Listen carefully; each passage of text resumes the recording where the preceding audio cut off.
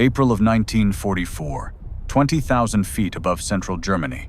The air was ice and engine exhaust, and the sky was full of predators. Second Lieutenant Jacob Miller had never been in a real air battle before. He had been flying the North American P-51 Mustang for barely 6 weeks. He had fired his guns exactly once in training. Now he was alone, low on fuel, and descending toward a swarm of German fighters that outnumbered him 10-1.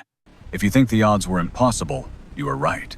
But air combat did not run on odds. It ran on energy, altitude, and the willingness to push a machine harder than any engineer ever intended. The first warning did not come from Jacob. It came from the German radio net. American pilots in 1944 often heard enemy chatter over their headphones. They did not speak the language, but tone needed no translation. The German controller's voice was calm at first, then sharper, then strained. Jacob did not know it yet, but on a Luftwaffe base below, ground controllers were watching his Mustang on radar. They were expecting bombers. They got one solitary fighter instead. The German plan was simple. Let their Messerschmitts and Focke-Wulfs climb above him, cut off his escape path, and deny him altitude. Altitude always mattered. The nation that held altitude held the initiative. The nation that held initiative killed the other first. 11 hours earlier, Jacob had not expected combat at all. He flew escort for a group of B-17 flying fortresses headed toward targets near Munich. Like most rookie P-51 pilots, he was told the same rule during briefing. Stay with the bombers. Protect them. Do not chase kills. Do not get separated. But combat did not care about briefings. Over Germany, the weather closed in suddenly. Cloud banks swallowed formations whole. Turbulence scattered fighters, and Jacob found himself outside visual range of his flight lead. By the time the Mustangs climbed above the clouds again, the formation was shredded into small elements. The bombers pressed on. The escorts tried to regroup. That was when Jacob saw 3 twin engines approaching from the east. He recognized the large greenhouse canopies, Messerschmitt Bf-1, 10 heavy fighters. Instinct told him to chase. Training told him not to. Discipline won. Jacob stayed high and covered the bombers until they released their payload. Once the B-17s turned for home, the sky seemed empty again. Except one thing was wrong. Jacob did not see any Mustangs. The 8th Air Force had committed hundreds of fighters to that mission, yet Jacob now occupied a patch of sky completely alone. He turned west for England. Clouds rolled underneath him like a dirty cotton sea. The altimeter read 22,000 feet. The Merlin engine hummed at military power.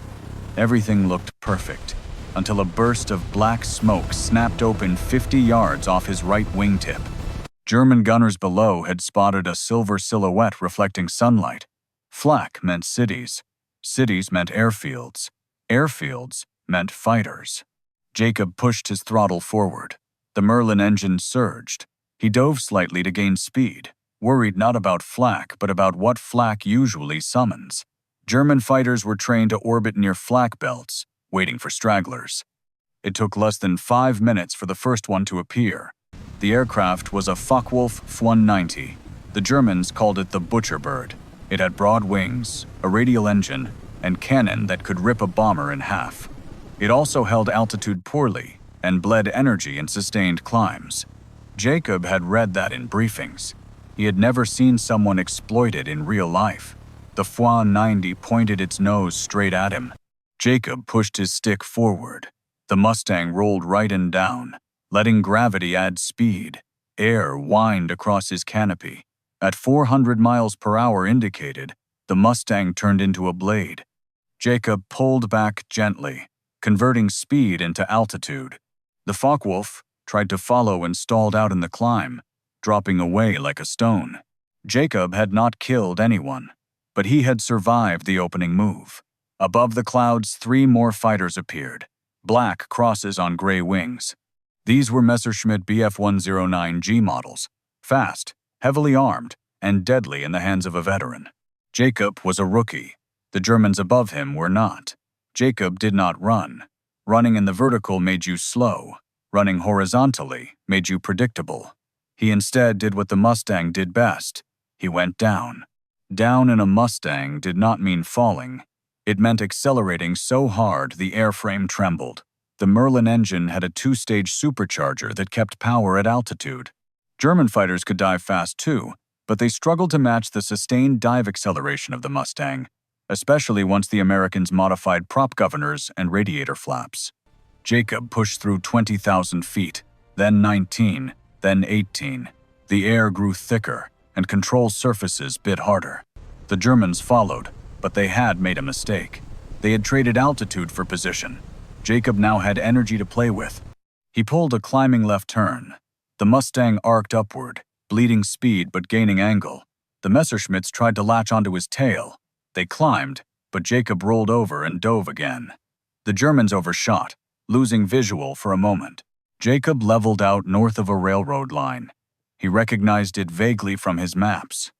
That meant Stuttgart was close. Stuttgart meant fighter bases. Fighter bases meant even more Germans converging on his position. For a moment, the sky was eerily silent. Jacob steadied his breathing. He flexed his gloved fingers on the stick. He checked his fuel. His wing tanks were nearly dry. His fuselage tank was half. That meant he could fight for minutes, not hours. The silence broke with a burst of cannon fire. Tracers slashed past his canopy. Jacob snapped into a brake turn. Centrifugal force pinned him against his straps. Blood drained from his vision. His eyes tunneled into gray mist. He grunted, tensed his legs, and held consciousness. The Mustang slowly carved around. The Messerschmitt overshot again, unable to maintain turn rate at that speed. Jacob squeezed the trigger. 650 caliber Browning guns stitched the sky. The Germans did not fly in straight lines. They darted, rolled, and slipped out of sight. Jacob did not score a hit, but he forced the German to disengage momentarily. Up above, the situation worsened. More fighters were arriving. Jacob counted them one by one as they flashed across sunbeams. 2, 3, 4, then more behind. They were spreading out, trying to trap him between high-altitude interceptors and low-altitude hunters. Jacob climbed again, this time shallowly. The Mustang's radiator scoop under the belly whistled in the slipstream. Air combat manuals called this an energy fight. German pilots called it a vertical dance.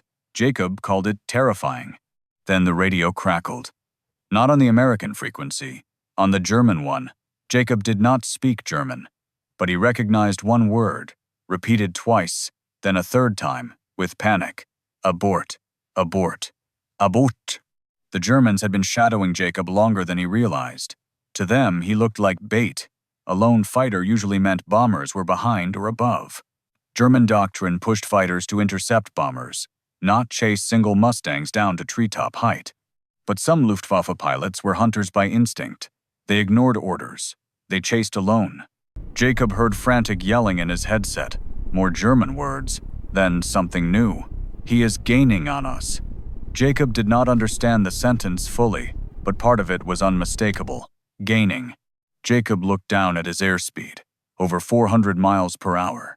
The Mustang was catching a Messerschmitt that had dived earlier. Dive speed was an equalizer. The Germans had not expected the Mustang to tuck in and chase. They expected it to turn away and run for England. Jacob closed the distance. 2,000 yards, then 1,500, then 1,000. The Messerschmitt pilot saw him and banked sharply, but he had bled too much energy in the dive. Jacob fired a short burst. Tracers arced across the Messerschmitt's tail. Metal fragments snapped off in bright silver flecks. The German pilot rolled, inverted, and dove into a valley. Jacob followed. Trees blurred below. Houses flashed by like playing cards. Both aircraft screamed through a shallow river valley at speeds few pilots ever dared. Jacob held his fire. A rookie wasted ammunition at long range. Veterans fired at 100 yards and made shots count. Jacob waited until the Messerschmitt pulled up slightly to clear a ridge. He fired. 6 rivers of fire converged. The German fighter shook. Smoke poured from the engine cowling, and the aircraft arced into a grassy field. Jacob saw the pilot bail out. The parachute opened. Jacob did not watch him land. He pulled up hard, struggling through another gree-out as blood once again sank toward his feet. Jacob did not celebrate. He checked his 6. The sky behind him was full of Germans. At least 9. Air combat in Europe was nothing like the movies. Pilots rarely dueled one-on-one. They hunted in packs. They ambushed from altitude. They used sun to blind and cloud to hide. Jacob knew if he stayed low, the Germans would pounce from above again. He climbed, slowly, carefully, using the Mustang's supercharger to keep power as the air thinned. German fighters followed, but they were heavier now, loaded with ammunition and running hotter engines. Jacob watched their movements cautiously. The Messerschmitt Bf-109 excelled at climb in short bursts, but struggled at sustained vertical pursuit against a Mustang in wartime trim. Altitude returned. With altitude came energy. With energy came choices. Jacob pointed his nose toward the west again. The Germans refused to break off. Jacob realized then what the German controller had meant. Abort did not mean give up. Abort meant do not chase him down. It meant return to bomber altitude. It meant stay with doctrine. But the pilots around Jacob were not following doctrine. They were following instinct and anger. Jacob picked the thickest cloud bank he could find and cut straight through it. Visibility turned to blank white. Moisture ran across his windshield. The Germans spread horizontally, hoping to catch him on the exit. Jacob did not exit horizontally. He exited vertically. He rolled onto his back, pulled his nose toward the ground, and fell through the cloud bottom like a thrown knife. Gravity multiplied his speed. The airframe shook. Control surfaces buzzed. The Mustang came alive in a way trainers on the ground never truly understood. Below him lay a patchwork of fields and roads. Jacob leveled out 50 feet above a plowed field. This time, he did not dive to escape. He dove to confuse. Fighters above lost visual. They fanned out. Some descended, some climbed, some sliced across the cloud underside trying to reacquire him. Jacob changed direction again, using terrain as a shield. For the first time since the fight began, Jacob felt the initiative shifting. He had gone from prey to ghost. When you became a ghost in a fighter duel, you forced your enemy to make mistakes. Mistakes made opportunities. Opportunities made kills. Or survival. He needed survival more than kills. Jacob pointed his nose northwest. The compass agreed. England lay hundreds of miles away. He had fuel for minutes at combat power, hours at cruise. If he could break contact, he could limp home. He climbed again. The Germans appeared again, bursting through cloud tops like wolves over a ridge. At least 7 now. 2 had broken off. 1 was down. Jacob took the vertical again. The Mustang climbed, bleeding speed, trading energy for altitude. The Messerschmitts followed, tighter this time. The German pilots were adjusting, learning his pattern, refusing to overshoot. Jacob made a decision that most rookies would never dare. He rolled inverted mid-climb and pointed straight down again. If this sounds repetitive, it was not. Each dive had a different purpose. The first dive gave speed. The second dive gave separation. This dive would give confusion. The Germans did not expect a dive that late in the climb. They overshot upward. Jacob disappeared beneath them. Instead of pulling level, he continued down to tree line. 1 Messerschmitt followed him down, but at a terrible angle. He came in too steep, too fast, and too committed. Jacob pulled a high G brake turn left. The German tried to match but could not maintain lift at that speed. The Messerschmitt skidded sideways, exposing his belly for a moment. Jacob fired a 1-second burst. The Messerschmitt shed pieces and cartwheeled into a field. The pilot did not exit. Jacob did not look twice. 5 fighters remained above. 2 were climbing back into position. 1 circled, uncertain. 1 dove toward Jacob and then pulled away, unwilling to follow him into the trees. The last hovered at altitude, waiting for Jacob to run. Jacob climbed once more. Slowly, steadily, feeling his aircraft straining. The Germans wanted him to bolt for England because the Mustang was vulnerable when it climbed at shallow angle with low energy. Jacob did the opposite. He turned toward them. At 3,000 feet below the Germans, he pointed his nose directly at their formation and fired a long burst from maximum range. The shots fell short, but the message was clear. He was not running. He wanted them to break formation. Two did. They peeled left and down, not willing to meet head-on. Two stayed high. One dove slightly. Jacob chose the diver. He pitched down, closing the angle, and the two fighters screamed toward each other. But German pilots rarely pressed head-on without enough ammunition to guarantee a kill. This one flinched first and broke upward. Jacob fired. Too far. The tracers passed behind the German's tail. Now came the moment every fighter pilot feared. The low fuel warning. Jacob switched tanks. The engine coughed once, and then caught. If his engine had quit entirely, he would have been a glider over enemy territory, and his story would end on the ground rather than in the sky. Jacob dove for cloud once again. This time there were no Germans behind. They were above and busy repositioning. Jacob rode the clouds north until he broke out near the Rhine River. He recognized it from maps. He breathed, checked his six, then turned west for home. He flew alone for what felt like hours. In reality, it was 40 minutes. When he crossed the Belgian front lines, he finally called in on the radio. His voice cracked from exhaustion and oxygen starvation. The controller asked him how many bandits he had engaged. Jacob did not know the number exactly, so he answered honestly. A flight of them, maybe more. When Jacob landed in England, crew chiefs helped him out of the cockpit. His flight suit was drenched with sweat. His body shook from adrenaline depletion. His right arm was locked from holding the stick through high-G maneuvers. Ground personnel counted ammunition. He had fired barely 100 rounds, a tiny fraction of his total. Jacob Miller was not given a medal that day. There was no ceremony, no photographers. His squadron mates were surprised he was alive at all. The only record of the fight was in the German intercept logs, where ground controllers complained about pilots ignoring abort orders and diving after an American who kept vanishing into clouds and valleys. The German pilots had assumed the Mustang was flown by a seasoned ace. They had not imagined it was flown by a 20-year-old who had never fired a gun in real combat until that morning.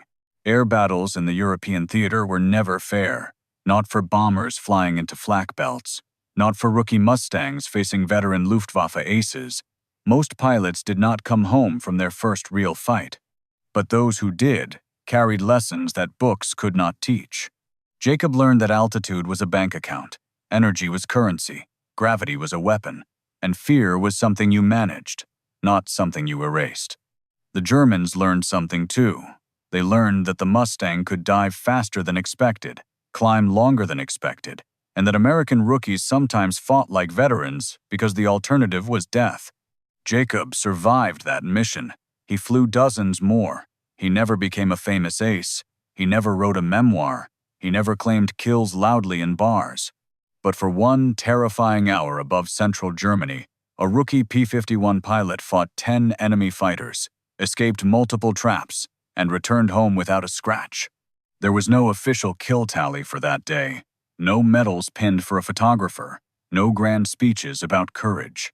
Just a quiet acknowledgement from his crew chief who patted the Mustang's wing and said, "If this were not made in America, it would not have made it home." If you respect the kind of courage that does not come with a headline or a medal, hit that like button right now. It tells the algorithm that these stories matter and should be told to others who care. Jacob's story is a reminder that history is not just made by legends, it is made by rookies who keep their heads when everything goes wrong. It is made by machines pushed beyond what their designers imagined. It is made by the difference between running and fighting back. If you want more true stories of men who faced impossible odds and survived, subscribe. There is a new video every week, and every one shows a side of the war that textbooks barely touch. And tell me below, could you hold your nerve in a cockpit at 20,000 feet with 10 enemy fighters closing fast, or would you have punched out? There is no wrong answer, but the discussion is always worth reading. Thanks for watching. See you in the next one.